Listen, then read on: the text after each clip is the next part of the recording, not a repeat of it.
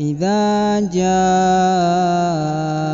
نصر الله والفتح ورأيت الناس يدخلون في دين الله أفواجا فسبح بحمد ربك واستغفره إنه كان توابا.